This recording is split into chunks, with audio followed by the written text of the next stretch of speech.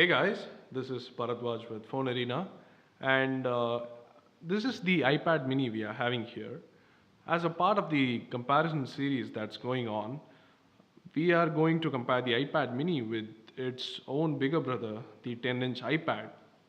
So there are few reasons why we are doing it.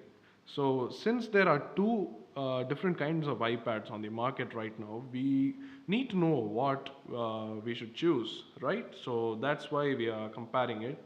So let's get to the iPad mini first.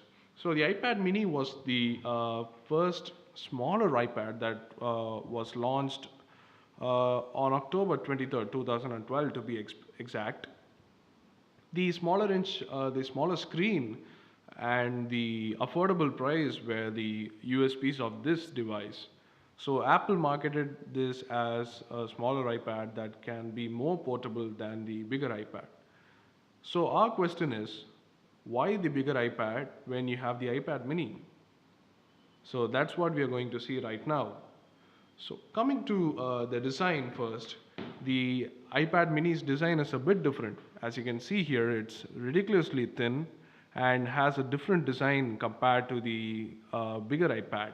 So it has a more like a traditional design. It has been looking the same since the first generation iPads. A little bit of tweaks there, but otherwise it looks actually the bit of a same. The corners have been different since the iPad 2, we'll say, but otherwise the design philosophy remains the same since the first iPad.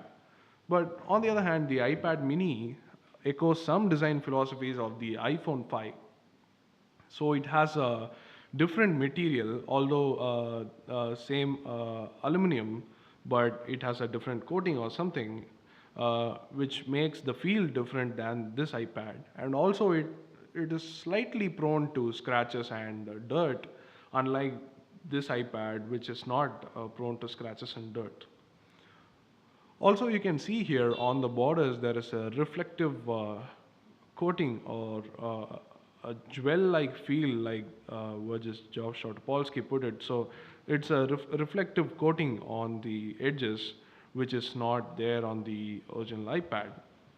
So that's a bit of a difference to it. And since this is the white version, you have the silver colored panel on the back, but if you get the black version you'll have a dark gray aluminum backing to it. So even if this is the black iPad, as you can see on the front, its bezel is black, so it is the black iPad. You can see that the back is still silver in color. So that is a bit different in the iPad mini. So when it comes to the design, the iPad mini scores a lot of points for design because this is much thinner and also it looks beautiful. And when it comes to thickness, this is actually 7.2 millimeters thick, whereas the original iPad is the bigger iPad is 9.4 millimeters thick, and weight is absolutely ridiculous to know that this is almost lesser than half of what the bigger iPad weighs. So this is 308 grams for the Wi-Fi version, and this is 652 grams for the Wi-Fi version. So that's a huge difference there, and that's about the design and build. So we definitely prefer the iPad mini because it's almost easy to hold it in one hand. Apple would like to say that it's very easy to hold, but we would say it's unwieldy, but it's manageable. And using it in two hands, it's kind of a pleasure, unlike the iPad, which is very heavy and always wants to topple. So that's the differences between the iPad mini and iPad 4 in terms of design, and we definitely prefer the iPad mini in this case. Also, in daily use case, you might have the problem of the iPad falling on your face while reading in bed, and that certainly won't happen with the iPad mini. Now, coming to the big difference between the two iPads is the display. The iPad mini has a 7.9-inch 1024 by 768 display with a pixel density of 163 ppi, and the iPad 4 has a Retina display It has a 9.7 inch 2048 by 1536 display. This has been the same since the iPad 3, but we can say that Apple has not yet planned, not planned, but during the planning of the iPad mini, there might not have been a 7.9-inch display which can support Retina resolution. And also to cut costs, Apple might have cut on the hardware, which is almost similar to the iPad 2. So this screen is good, but it's rather fuzzy when you compare it to the iPad 4. The Retina display, however, is a marvel to look at. It's beautiful, and web browsing and reading anything on it is a complete pleasure on it. And even games look stunning. But again, is it going to be a deal breaker for you on iPad mini? I don't think so. The display is not as bad as on the iPad 2, which people had no complaints when it released. So it has the same resolution, so all the iPad apps should work as well as any other iPad. And as you can see, a lot of apps we have already installed, and all these apps work perfectly well like on the iPad 4. So that's it for the display. Coming to the pixel density, like I said earlier, the iPad 4 has a Retina display. So the iPad mini has a 163 ppi screen, whereas the iPad 4 has a 264 ppi screen. So everything looks better on it. Even if you look close, you cannot find the discernible difference between each pixel. So reading is obviously better on the iPad 4 than the iPad mini. But ergonomics could be different, but we'll get back to that. Another major difference when it comes to the iPad 4 and the iPad mini is the internal hardware. The iPad mini has the Apple A5 chip, which is practically the same as the one on the iPad 2, which means that there is a dual core CPU in there and dual core graphics. To be very specific, it has the PowerVR SGX 543 MP2 graphics. And the iPad 4, which is an improvement over the iPad 3 in terms of performance, has a newer A6X chip. So that is still a dual core processor, but very powerful, and has a quad core graphics chip, which is the PowerVR SGX 554 MP4. So that's the huge difference in the internal hardware from the iPad mini and the iPad 4. What it means is the performance in day-to-day task is not much different because this A5 chip is practically driving the display, which is half of the resolution of the Retina display, literally. So when the iPad 3 came, people were complaining about lack of performance. So that's why iPad 4 was released in 6 months with a performance upgrade, and it's definitely up to the task now.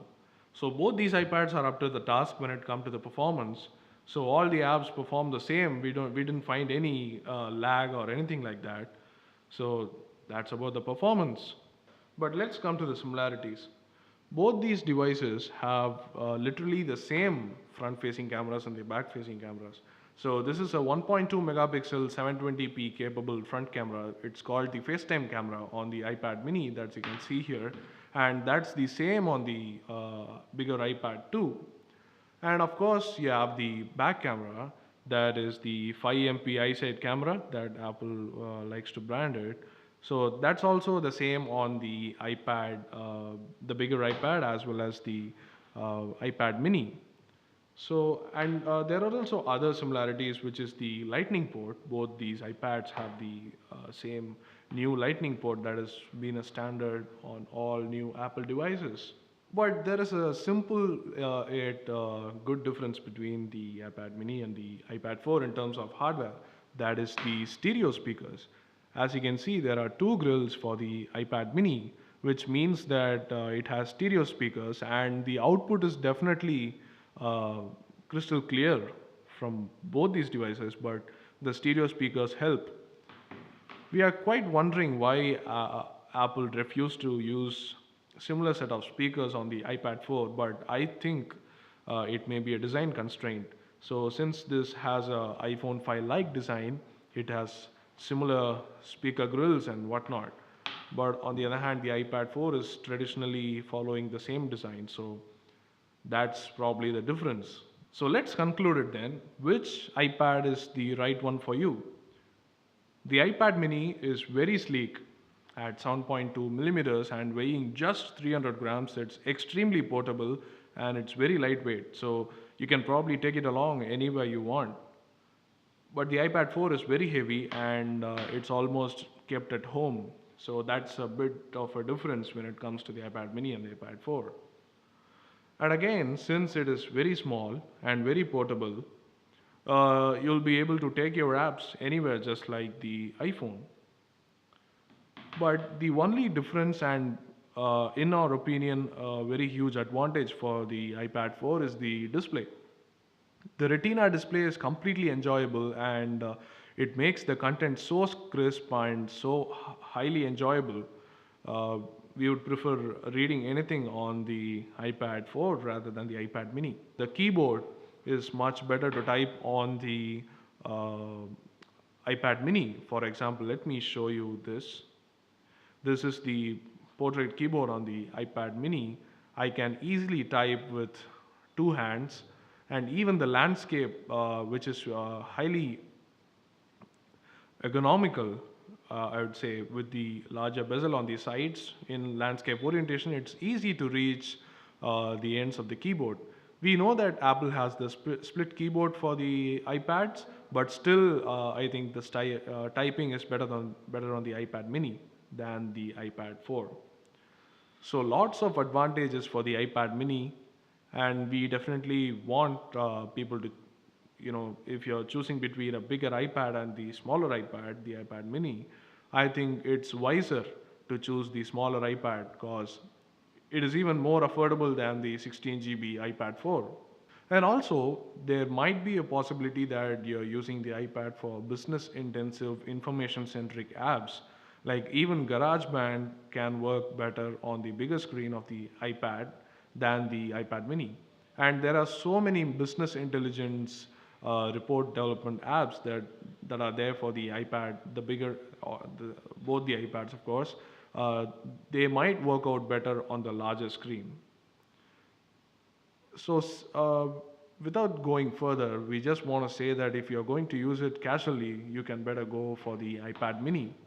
If you want to play games, the iPad mini is so much better since it's in the landscape. All the games are in landscape, and it's perfectly awesome to hold it in the landscape direction and play games.